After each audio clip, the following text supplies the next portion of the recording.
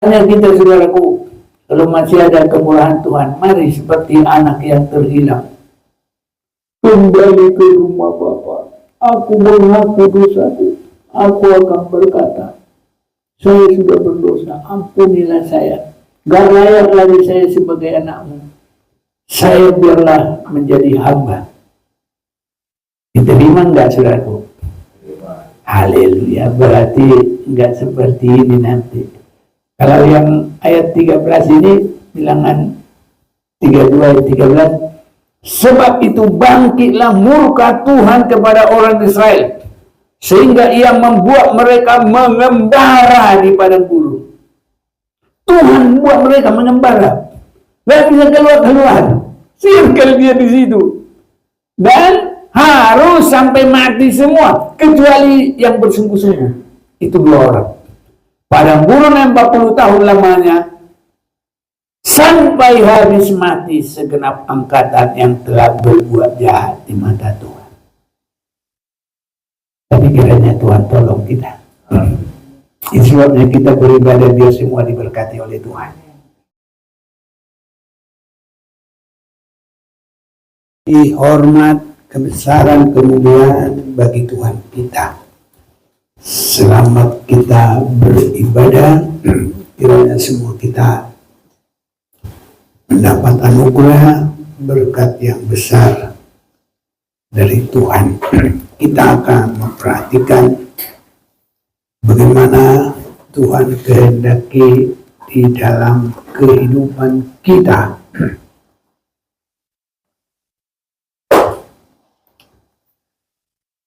Kita akan membaca firman Tuhan di dalam Perjanjian Lama,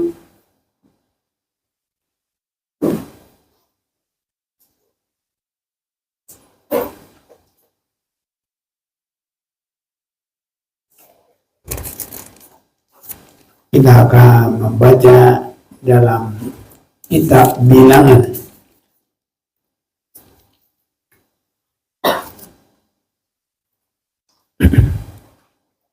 Bilangan pasal yang ke-32.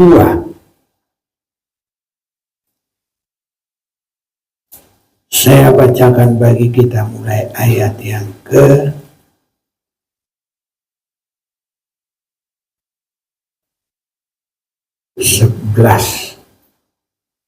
Bahwasanya orang-orang yang telah berjalan dari Mesir yang berumur 20 tahun ke atas tidak akan melihat negeri yang kujanjikan dengan bersumpah kepada Abraham, Ishak dan Yakub, oleh karena mereka tidak mengikut aku dengan sepenuh hatinya.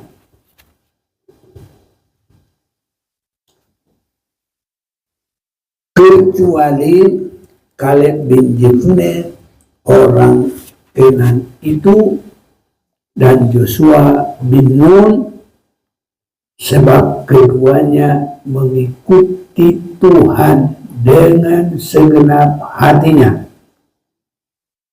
Sebab itu bangkitlah murka Tuhan kepada orang Israel, sehingga ia membuat mereka mengembara di padang gurun 40 tahun lamanya, sampai habis mati segenap angkatan yang telah berbuat jahat di mata Tuhan. Saudara yang bersama mulai 14 sampai dengan 19. Ya, bersama-sama. Jangan sekarang kamu bangkit dari bapak-bapakmu, suatu kawanan orang-orang berdosa, untuk menambah lagi murka Tuhan yang menyala-nyala kepada orang Israel itu. Jika kamu berbalik membelakangi dia, maka kamu akan terbilang dibiarkannya tinggal di padang gurun, dan kamu akan membawa kemusnahan atas seluruh bangsa ini. tetapi mendekatlah kepada kerajaan serta kedatangan. Kami hendak mendirikan tanda-tanda kami keluar dari sini untuk teman kami dan kota-kota untuk anak-anak kami. Tetapi kami sendiri akan mempersenjatai diri dan dengan bersegera kami akan berjalan di depan orang Israel sampai kami membawa mereka ke tempatnya. Sementara itu anak-anak kami akan tinggal dalam kota-kota yang berkubu oleh karena penduduk negeri ini. Kami tidak akan pulang ke rumah kami sampai setiap orang Israel memperoleh milik pasangannya. Sebab kami tidak mau menerima milik pasangan di sebelah sungai bersama dan seterusnya. Apabila kami mendapat milik pasangan seberang sungai dari sini di sebelah timur. Lalu berkatalah Musa kepada mereka, jika kamu hendak berbuat demikian, jika kamu hendak mempersenjatai dirimu untuk berperang di hadapan Tuhan, dan setiap orang dari kamu yang telah bersenjata hendak menyeberangi sungai Yordan di hadapan Tuhan, sampai ia menghalau musuh-musuhnya dari hadapannya, sehingga negeri itu takluk ke hadapan Tuhan. Dan jika kemudian kamu pulang, maka akan bebaslah kamu dari kewajibanmu kepada Tuhan dan kepada Israel, dan negeri ini pun akan menjadi milikmu di hadapan Tuhan. Tapi jika kamu tidak berbuat demikian, sesungguhnya kamu berdosa kepada Tuhan, dan kamu mengalami bahwa dosamu itu akan menimpa kamu. Saudara-saudaraku, ada yang kita akan perhatikan yang lebih menonjol dalam dua hal, yaitu kesungguhan hati, kesungguhan tindakan, kesungguhan praktek. Ya, ini yang pertama. Dan yang kedua, persekutuan yang indah. Nah, saudara-saudaraku, kita sudah melihat atau dalam pembacaan sudah kita dengar,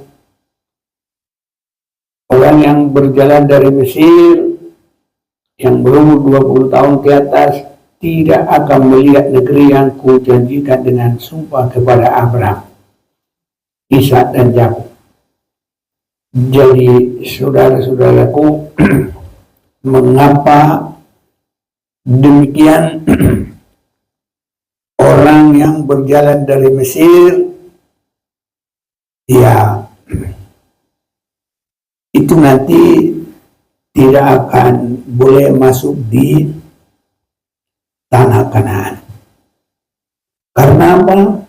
Mereka sudah melihat mukjizat Tuhan, sudah mengecap kebaikan Tuhan, tapi dengan itu mereka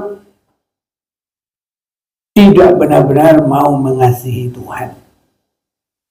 Sebabnya saudaraku, kita mulai dari meyakini kasih Tuhan dalam Yesus, yang tadinya kita semua sudah berbuat dosa.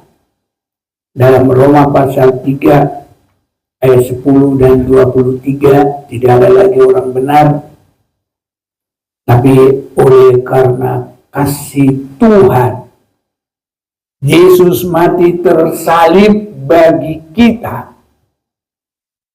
Ini satu yang pertama, kebaikan Tuhan. Allah Bapa memberikan Yesus satu-satunya. Yesus memberikan dirinya. Dia tidak menganggap kesetaraannya dengan Allah untuk dipertahankan, melainkan dia rela mengorbankan dirinya. Turun. Hal yang tidak mudah, saudaraku.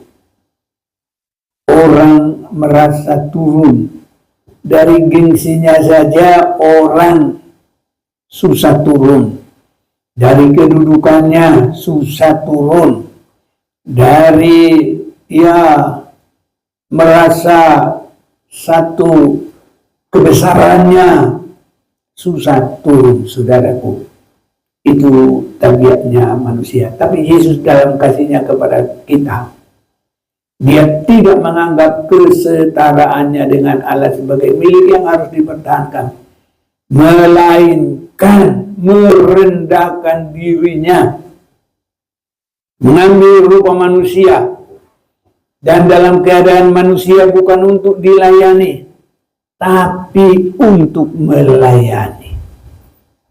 Saudara-saudaraku, orang mau masuk dalam satu persekutuan, kalau dia dihormat, dilayani, ya disanjung, nah itu senang. Tapi kalau dia untuk melayani, itu bukan suatu yang gampang. Tapi kalau Yesus, saudaraku, dia mengikat pinggangnya dengan kain putih, dia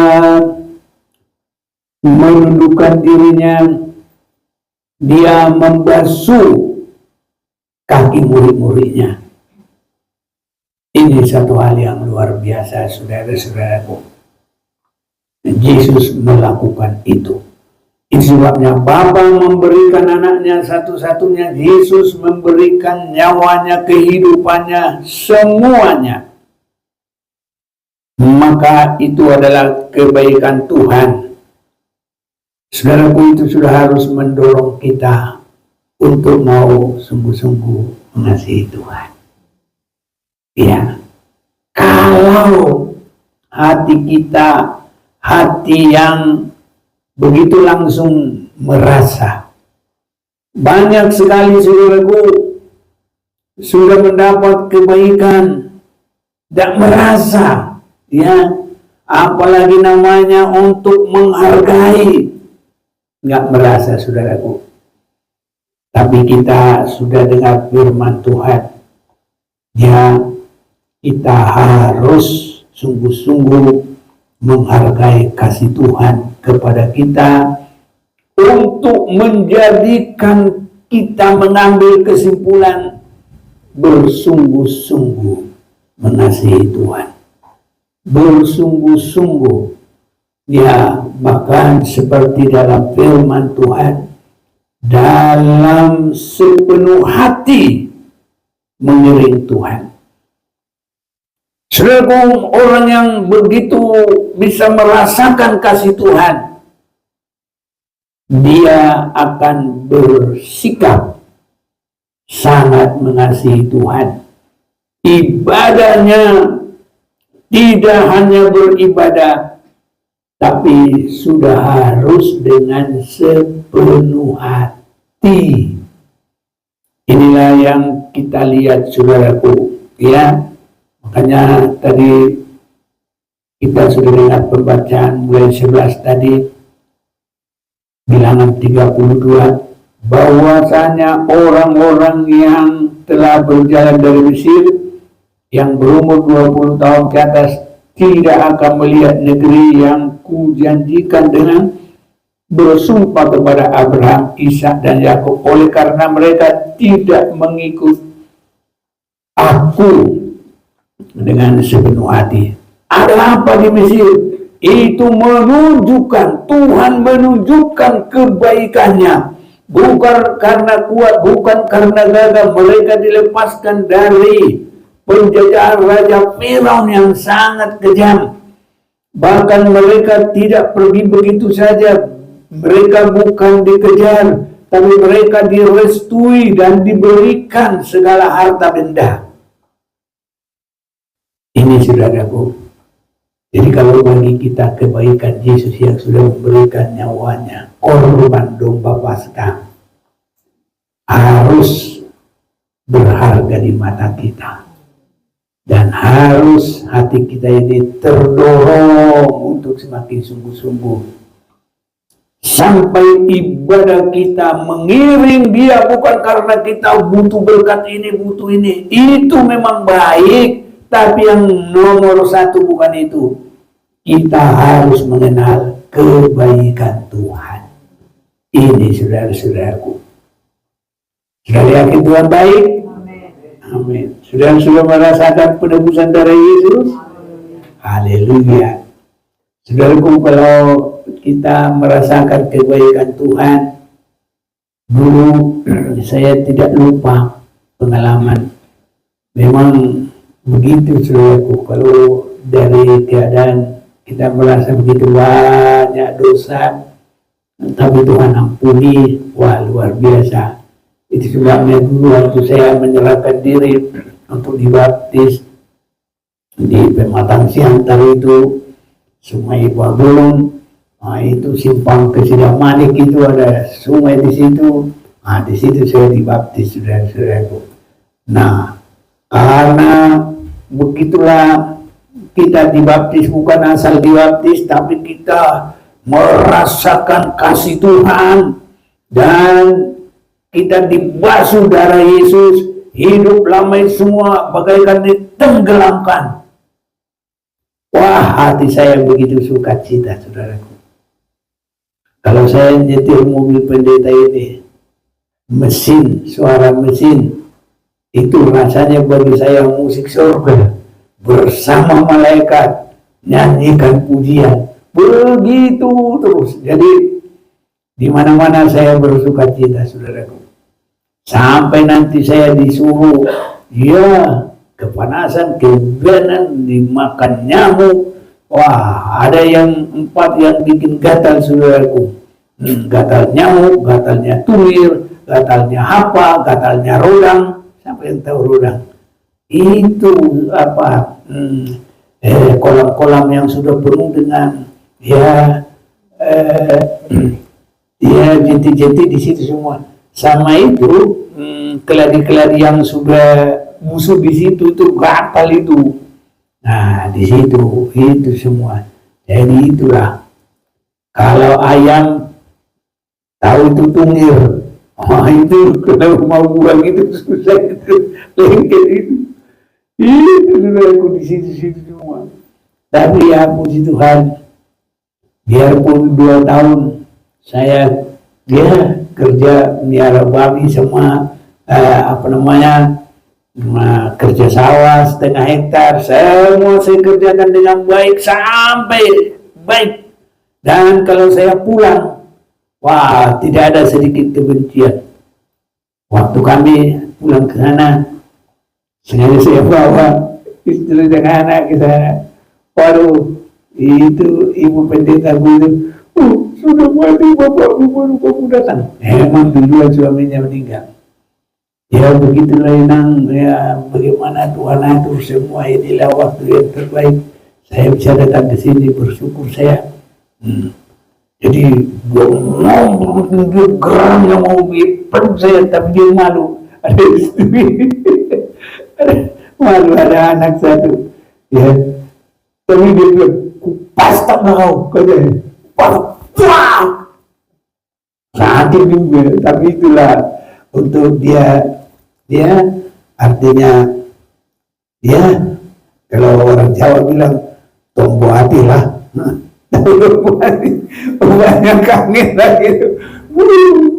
Iya, itulah. Jadi saudara-saudaraku, tidak ada sedikit rasa kebencian. Saya tinggalkan sebaik mungkin. Nah, ini enggak gampang-gampang. Harus baik-baik 2 tahun. Jadi enggak dicampitasi. Nah, kalau situ panghalu-haluin, enggak begitu. Tapi dia senang, saudaraku. Pokoknya saya di mana saya enggak mau meninggalkan saya seperti jejaknya katak. Tahu jejaknya katak? Saya tiap katak lompat, tempat lompatnya bikin keruh. Betul enggak? Betul. Iya. Kalau katak lompat, bekas loncatnya itu keruh. Loncat dari sini keruh. Itu orang yang tidak pernah meninggalkan yang baik, selalu meninggalkan yang keruh-keruh, yang tidak baik. Saudaraku, semoga kita disenangi di mana saja pun, karena kita adalah berkat dan terang. Garam dunia dan terang dunia. Bukan kata loncat meninggalkan yang keruh. Ingat itu pengalaman saya, saudaraku. Kalau ada tabiat yang tidak baik lagi, ada 3 katanya. Apa? Binatang yang lucu. Satu tadi itu kata. Kalau loncat pokoknya bekas loncatnya itu keruh. Nah ini.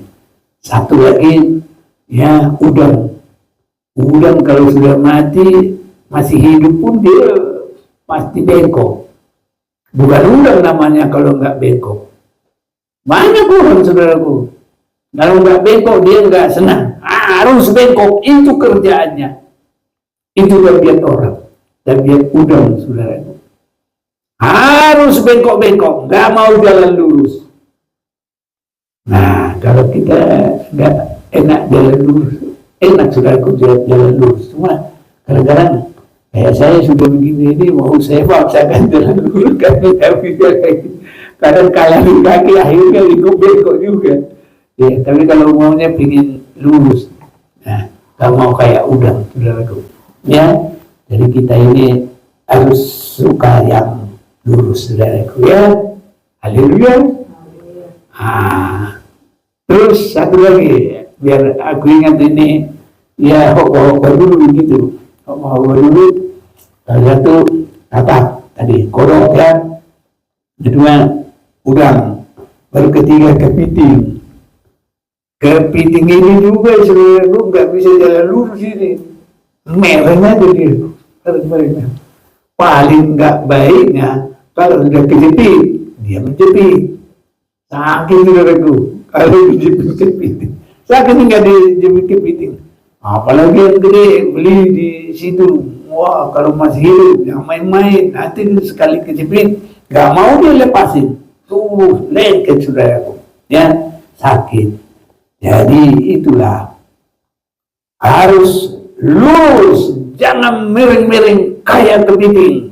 Sekali kejepit, dia langsung menjepit, mungkin sakit orang. Ya, tapi kita semua Tuhan jadikan jadi berkat. Itu nanti kita akan lihat juga dari firman ini selanjutnya. Jadi, ya, kalau sudah merasakan kebaikan Tuhan, harus itu menjadikan kita tulus ikhlas, sehingga ibadah kita adalah ibadah karena mengasihi Tuhan dengan segenap hati. Haleluya. Makanya kalau kita menyanyi harus bernyanyi benar, jangan asal nyanyi dengan segenap hati. Harus benar-benar menyanyikan. Ada kerinduan, ada penyerahan dengan segenap jiwa, dengan kekuatanku, ku sembah Kau Tuhan, dalam kekudusan-Mu, ku angkat tanganku, hatiku, hidupku, ku rindu selalu dalam hadirat-Mu. Biar itu benar-benar kita nyanyi. Haleluya. Mau apa lagi, saudara? Dunia sudah mau hancur, ribut semua. Kejahatan, kasih sudah semakin hilang. Justru di dalam hal ini kita harus merasakan berada di hadirat Tuhan, berada di tangan Tuhan, berada dalam lindungan Tuhan.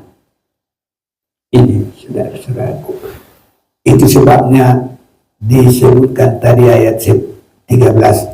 Sebab itu bangkitlah murka Tuhan kepada orang Israel, sehingga ia membuat mereka mengembara di padang gurun 40 tahun lamanya, sampai habis mati segenap angkatan yang berbuat jahat di mata Tuhan. Ini saudaraku.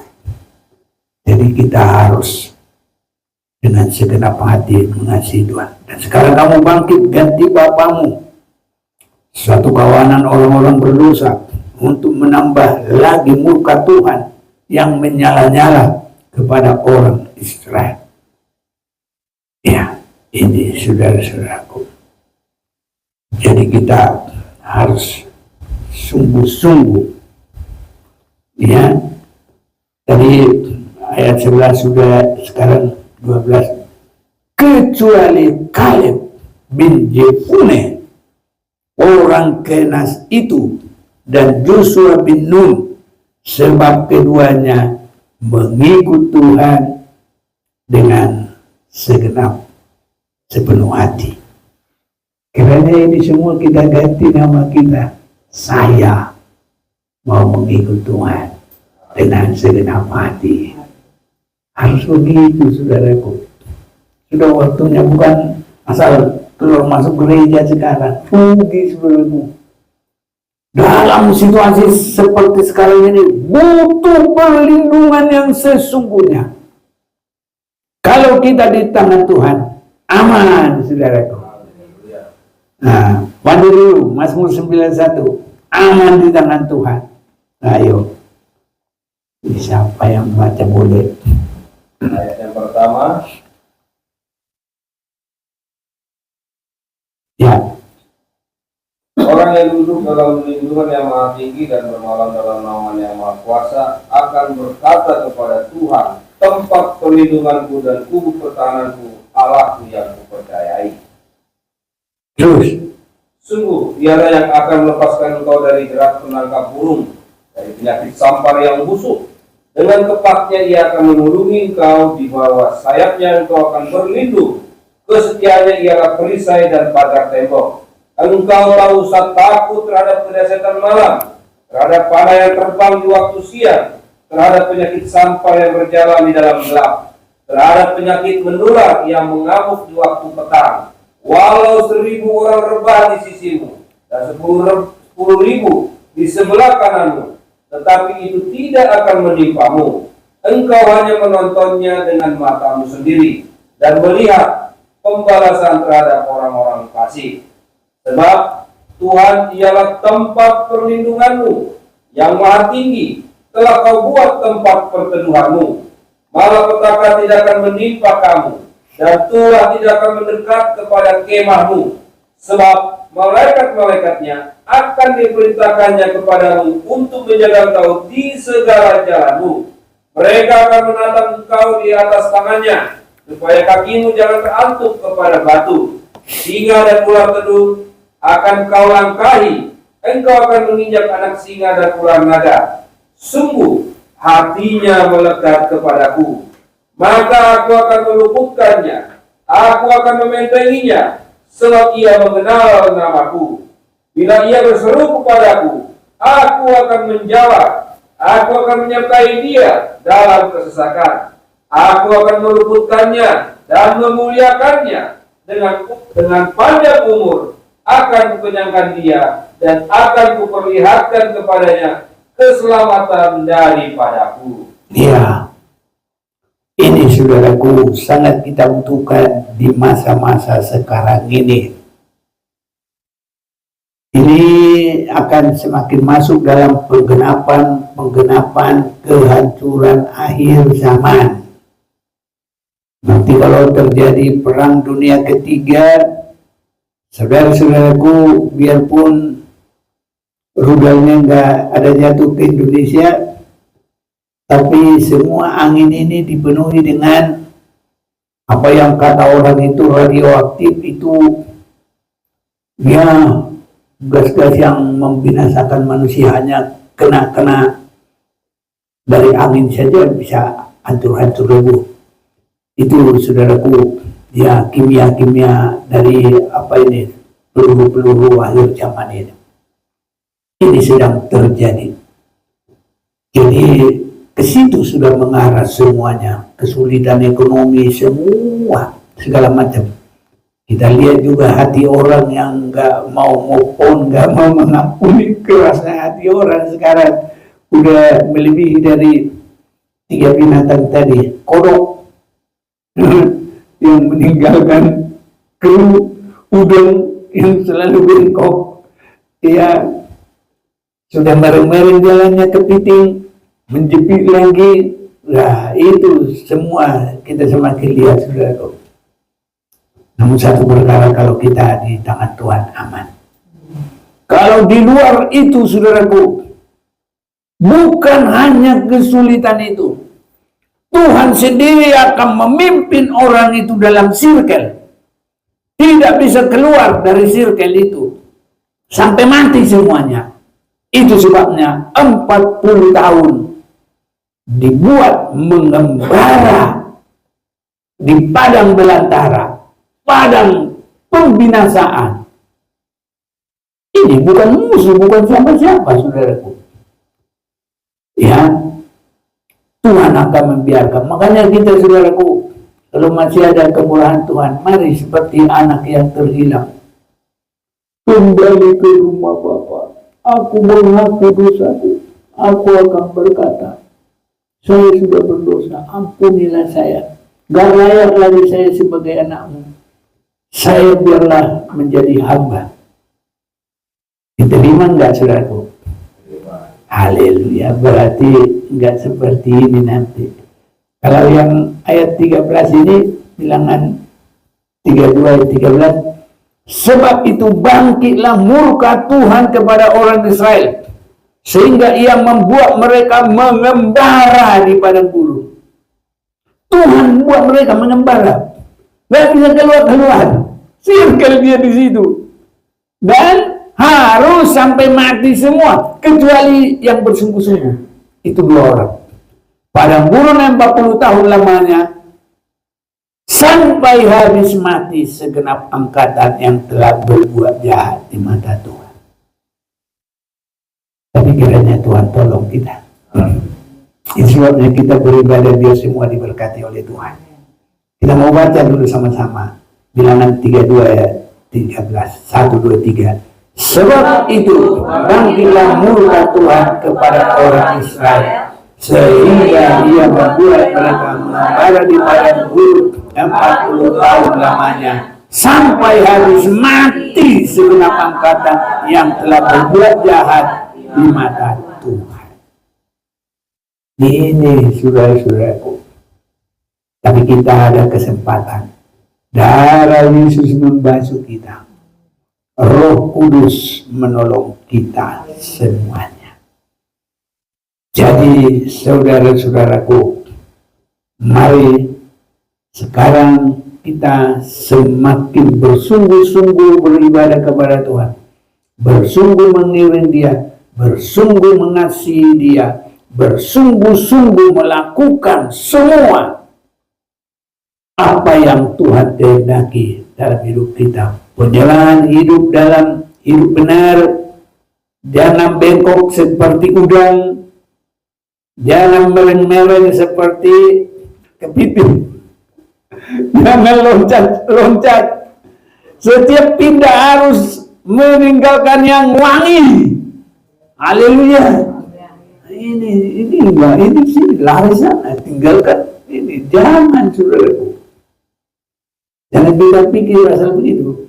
Bangsa Israel nanti bisa rusak, saudaraku. Ya, karena Tuhan sudah panggil kita adalah umat yang diberkati oleh Tuhan. Makanya kita harus di jalannya Tuhan. Jangan di jalannya orang jahat. Haleluya, saudaraku. Nah, ini kesungguhan. Ini yang pertama. Kalau tidak bakal bisa tembus. Seringkali, saudara-saudaraku, kalau saya lihat-lihat, ada orang meninggal, kembali ke rumah Bapak. Ada apa? Kembali ke rumah Bapak. Nanti di rumah Bapak diterima apa ini? Apa langsung dibuang-buang, dipikir saya. Karena apa? Ini kalau mati tidak benar, sama aja juga semua dibuang. Ini. Jadi, saudara-saudaraku, kalau orang bilang kembali ke rumah Bapak, nanti di sana kalau disortir itu semua, kemana dia nanti? Apa sortir ikan itu? Wah, ini buntal, buang. Ini bukan ikan, ini enak buang. Jangan sampai begitu, saudaraku. Makanya kalau kita pun dipanggil Tuhan, pokoknya berharga di mata Tuhan, apa? Kematian orang yang dikasihinya. Jadi tetap harus yang dikasihi Tuhan. Mau meninggalkan dunia itu juga dikasih hidupan. Jangan ya kematian udang bengkok-bengkok terus. Jangan kodok. Satu lagi, jangan kepipin. Ya, mereng-mereng, habis mereng, kejepit, langsung menjepit. Itu sudah. Tapi kita ini adalah dikasih Tuhan, sebab Dia memberikan anaknya satu-satunya. Kedua, saudara-saudaraku, harus ada roh kesatuan, roh persekutuan. Jadi waktu kejadian ini apa yang kita baca ini Bilangan pasal 32 ini, mereka itu akan melewati Sungai Yordan, memasuki perjalanan tahap yang ketiga. Jadi di seberang Sungai Yordan itu, sebelum menyeberang ke daerah Israel itu, ada di situ beberapa tempat cukup buat beberapa suku. Dan akhirnya di seberang ini ada 3,5 suku. Ruben, Gad, Manasye. Nah, ini sudah. Jadi tanpa memerangi, tanpa mengalahkan lagi, mereka sudah bisa di situ. Nah, jadi mereka bilang begini, kami ini banyak ternak kami. Nah, ini seberang Yordan ini kan banyak rumput. Ini contoh lainnya, kami nggak usah ikutlah ke sana nyebrang, nggak usah lagi ikut lagi. Iya, gitu saudaraku. Terus mereka tidak mendapat restu, malah mereka mendapat ada teguran, kemarahan. Ya, ini saudaraku. Kalau kita baca, saya mau baca dulu lagi ayat 14. Atau siapa yang bantu baca? 14. Ayat 14. Dan sekarang kamu bangkit, ganti bapamu, suatu kawanan orang-orang berdosa, untuk menambah lagi muka Tuhan yang menyala-nyala kepada orang Israel itu. Jika kamu berbalik membelakangi dia, maka kamu akan lebih lama lagi dibiarkannya tinggal di padang gurun, dan kamu akan membawa kemusnahan atas seluruh bangsa ini. Tetapi mendekatlah mereka kepadanya serta berkata, kami hendak mendirikan kandang-kandang kambing domba di sini untuk ternak kami dan kota-kota untuk anak-anak kami. Tetapi kami sendiri akan mempersenjatai diri, dan dengan bersegera kami akan berjalan di depan orang Israel sampai kami membawa mereka ke tempatnya. Sementara itu anak-anak kami akan tinggal dalam kota-kota yang berkubu oleh karena penduduk negeri ini. Kami tidak akan pulang ke rumah kami sampai setiap orang Israel memperoleh milik pusakanya. Sebab kami tidak mau menerima milik pusaka di seberang Sungai Yordan sana, dan seterusnya. Apabila kami mendapat milik pusaka di seberang Sungai Yordan sini, di sebelah timur, lalu berkatalah Musa kepada mereka, jika kamu hendak berbuat demikian, jika kamu hendak mempersenjatai diri untuk berperang di hadapan Tuhan, dan setiap orang dari kamu yang telah bersenjata hendak menyeberangi Sungai Yordan di hadapan Tuhan, sampai ia menghalau musuh-musuhnya dari hadapannya, sehingga negeri itu takluk ke hadapan Tuhan. Dan jika kemudian kamu pulang, maka akan bebaslah kamu dari kewajibanmu kepada Tuhan dan kepada Israel. Ya, sudah cukup. Jadi itulah akhirnya penyerahan dan pengakuan Bani Ruben, Bani Gad. Ya, karena apa? Saya baca mulai ayat 2. Lalu datanglah Bani Gad dan Bani Ruben dan berkata kepada Musa, Imam Eliasir dan para pemimpin umat itu, Atarot, Dion, Jaiser, Nimrah, Hesibon, Eleale, Sebab, Nebo dan Beon, negeri yang telah dikalahkan oleh Tuhan untuk umat Israel. Itulah suatu negeri yang baik untuk peternakan, dan hamba-hambamu ini memang ada ternaknya. Lagi kata mereka, jika kami mendapat kasih-Mu, biarlah negeri ini diberikan kepada hamba-hambamu ini sebagai milik. Janganlah kami harus pindah ke seberang sungai Yordan. Jawab Musa kepada Bani Gad dan Bani Ruben itu, masakan saudara-saudaramu pergi berperang dan kamu tinggal di sini? Nah, ini saudaraku. Jadi biarpun bagaimana kita sudah dapat tempat, jangan puas di situ. Harus bisa juga memperhatikan orang lain. Amin, saudaraku. Kiranya Tuhan tolong kita. Itu harus kita meningkat. Karena apa? Dalam Efesus pasal yang keempat, pembentukan tubuh itu harus ada kesatuan. Karena kita terarah kepada satu kepala. Dan kita dalam tubuh itu banyak anggota. Nah, di sini saudaraku. Jadi kalau karena bukan semua tangan, wow, kamu butuh, tidak boleh begitu. Harus saling menghormati dalam posisinya masing-masing. Harus saling menghargai. Harus saling mempercayai dalam posisinya masing-masing. Baru bisa, saudaraku. Nah ini. Tadi saya baca sampai 5 ya. 6 sekarang. Jawab Musa kepada Bani Gad dan Bani Ruben itu, masakan saudara-saudaramu pergi berperang, kamu tinggal di sini? Mengapa kamu hendak membuat enggan hati orang Israel? Jadi karena mereka nanti sudah langsung tinggal berapa suku di situ, nggak ikut nyebrang, nggak ikut lagi memerangi musuh, itu takut membuat hati orang lain jadi sukar dan nggak mau lagi nyebrang. Nah itu. Jadi saudaraku, kita semua harus sehat di dalam perjalanan rohani ini. Ini saudaraku. Jadi ini kesehatan dalam pembentukan tubuh Kristus, kesehatan dalam semua pergumulan. Ya, mengapa kamu hendak membuat enggan hati orang Israel untuk menyeberang ke negeri yang diberikan Tuhan kepada mereka? Demikian juga dilakukan bapamu ketika aku menyuruh mereka dari Kades Barnea untuk melihat negeri itu. Mereka berjalan sampai ke lembah Eskol melihat negeri dan membuat enggan hati orang Israel, sehingga mereka tidak mau pergi ke negeri yang diberikan Tuhan kepada mereka. Maka bangkitlah murka Tuhan pada waktu itu dan ia bersumpah. Jadi bangkit murka Tuhan karena pertama tadi tidak bersungguh-sungguh, bangkit juga murka Tuhan kalau tidak mau bersatu hati.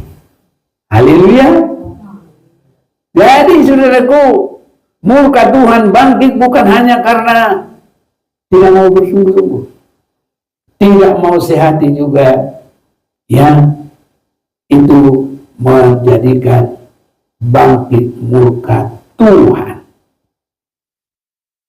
Tapi orang itu langsung mengerti bahwasanya orang-orang yang telah berjalan dari Mesir yang berumur 20 tahun ke atas tidaklah akan melihat negeri yang kujanjikan dengan sumpah kepada Abraham, Ishak dan Yakub, oleh karena mereka tidak mengikut aku dengan sepenuh hatinya, kecuali Kaleb bin Jefune orang Kenan itu dan Joshua bin Nun, sebab keduanya mengikut Tuhan dengan sepenuh hati. Tadi kita sudah lihat ayat 17, tapi kami sendiri akan mempersenjatai diri.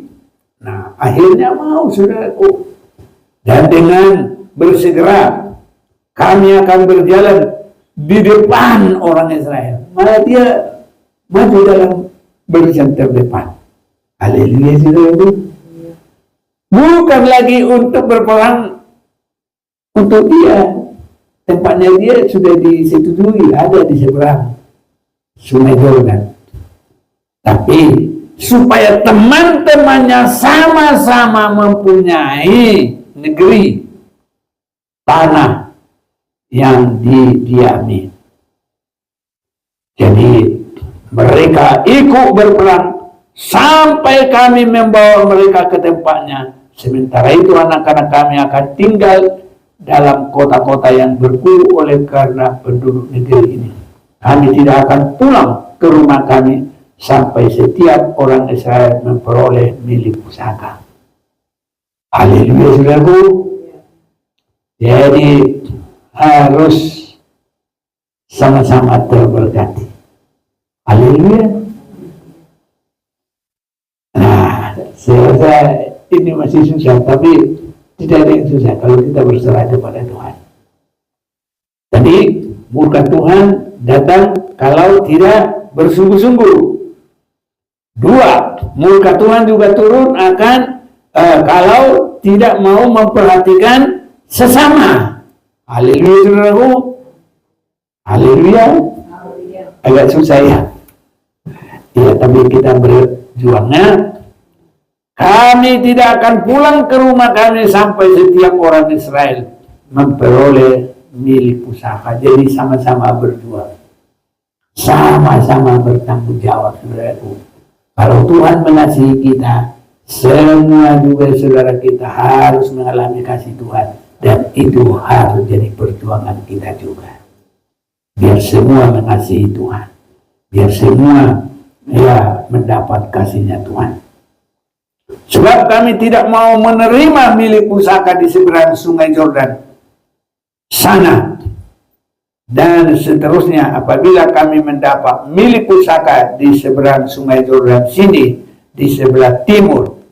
Lalu berkatalah Musa kepada mereka, jikalau kamu hendak berbuat demikian, jika kamu hendak mempersenjatai diri untuk berperang di hadapan Tuhan, dan setiap orang dari kamu yang telah bersenjata hendak menyeberangi sungai Yordan di hadapan Tuhan sampai ia menghalau musuh-musuhnya dari hadapannya, sehingga negeri itu takluk ke hadapan Tuhan. Dan jika kemudian kamu pulang, maka akan bebaslah kamu dari kewajibanmu kepada Tuhan dan kepada Israel. Jadi kewajiban kita tidak hanya memperhatikan apa yang baik bagi diri kita, tapi juga memperhatikan apa yang baik bagi orang lain. Haleluya. Mungkin kita belum bisa langsung bantu duit. Ya, minimal jangan bikin susah. Apalagi ini. Tapi minimal kita bisa mendoakan biar Tuhan tolong. Haleluya. Dan kalau sudah kuat lagi nanti ya bantulah dengan bagaimana sebaik mungkin. Nah, karena harus sampai semua mengalami keberkatan. Itu kehendak Tuhan. Tetapi jika kamu tidak berbuat demikian, sesungguhnya kamu berdosa kepada Tuhan. Dan kamu akan mengalami bahwa dosamu itu akan menimpa kamu. Ini saudaraku. Jadi di akhir zaman ini harus ada kesatuan supaya terjadi pembentukan tubuh Kristus. Sekarang kita mau baca dulu Efesus pasal yang keempat. Saudara-saudaraku, biar Roh Kudus menolong kita mencurahkan buah dari Roh Kudus. Buah dari Roh Kudus nomor satu apa? Kasih. Haleluya. Nah, Efesus pasal 4 ayat 1. Sebab itu aku menasihatkan kamu, aku orang yang dipenjarakan karena Tuhan, supaya hidupmu sebagai orang-orang yang telah dipanggil berpadanan dengan panggilan itu. Hendaklah kamu selalu rendah hati, lemah lembut, dan sabar. Tunjukkanlah kasihmu dalam hal saling membantu. Biar Tuhan tolong kita. Masih banyak tidak terlibat, belum, tapi masih ada waktu. Biar Tuhan tolong kita. Berusahalah memelihara kesatuan roh oleh ikatan damai sejahtera. satu tubuh. Makanya tadi harus sama-sama semua mendapat kemenangan. Tidak boleh cuma sebagian mendapat. Kalau kita sudah lepas, orang lain juga harus kita berdoa dan berusaha bagaimana mereka juga boleh tertolong. Biar kesatuan itu boleh semakin terjadi dalam kita, semakin bertumbuh, semakin nyata sebelum Tuhan datang. Efesus 4 harus terjadi bagi jemaat Maranatha. Ini saudaraku, jadi nggak asal-asal kita jadi orang Kristen. Tadi sudah 4 ya, satu roh, sebagaimana kamu telah dipanggil kepada satu pengharapan yang terkandung dalam panggilan. Satu Tuhan, satu iman, satu baptisan, satu Allah dan Bapa dari semua. Allah yang di atas semuanya dan oleh semua, di dalam semua. Tapi kepada kita masing-masing telah dianugerahkan kasih karunia menurut ukuran pemberian Kristus. Saudara-saudaraku, kalau gereja mula-mula di mana roh Allah bekerja dengan sungguh-sungguh, di sini ada lagi yang masih harus ditambah. Sampai hak milik itu dianggap milik bersama. Hebatnya begitu, saudaraku. Ya, kalau mau kita baca itu Kisah Rasul pasal 2.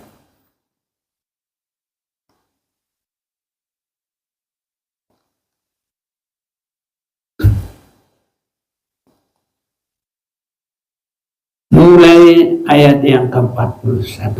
Orang-orang yang menerima perkataannya itu memberi diri dibaptis. Pada hari itu jumlah mereka bertambah kira-kira 3.000 jiwa. Mereka bertekun dalam pengajaran rasul-rasul. Nah, ini kita sudah mulai ini dalam pengajaran rasul-rasul kita ini. Bukan penginjilan, bukan masalah hanya kesembuhan, bukan hanya berkat-berkat. Kita sudah semakin masuk dalam pengajaran rasul-rasul, artinya pendalaman, saudara-saudaraku. Dari dalam persekutuan, dan mereka selalu berkumpul untuk memecahkan roti dan berdoa. Maka ketakutanlah mereka semua, sedangkan rasul-rasul itu mengadakan banyak mukjizat dan tanda. Semua orang yang telah menjadi percaya tetap bersatu. Haleluya, saudaraku. Dan segala kepunyaan mereka adalah kepunyaan bersama. Sekarang ya pokoknya bagaimana Tuhan, ya kita dipimpin oleh roh Tuhan, bagaimana kita berserah. Tapi kita sudah melihat sasaran perjalanan. Kiranya Tuhan tolong kita dan pakai kita semuanya. Dan semua orang yang telah menjadi percaya tetap bersatu, dan segala kepunyaan mereka adalah kepunyaan bersama, dan selalu ada dari mereka yang menjual harta miliknya lalu membagi-bagikannya kepada semua orang sesuai dengan keperluan masing-masing. Biar roh Tuhan yang menolong kita semua, tidak terpaksa, tidak, ya kata si presiden itu ojo kemajon. Kalau sudah benar-benar dipimpin roh Tuhan, jalan. Haleluya, saudaraku, ojo kemajon. Jadi artinya yuk langsung gitu ya, tanpa pikir-pikir. Terlagi nyesal. Jangan begitu, saudaraku. Sudah harus benar-benar dari cinta kasih, dari tindakan yang sungguh-sungguh. Sudah berdoa dan sudah ikhlas 100%. Haleluya, saudaraku. Sama dengan bangsa Israel. Mereka juga berjanji, sampai semua dapat, kami berperang. Tidak akan kembali sebelum semuanya dapat. Ini, saudaraku. Dengan bertekun dan dengan sehati mereka berkumpul tiap-tiap hari dalam bait Allah mereka, memecahkan roti di rumah masing-masing secara berdiri dan makan bersama-sama dengan gembira dan dengan tulus hati.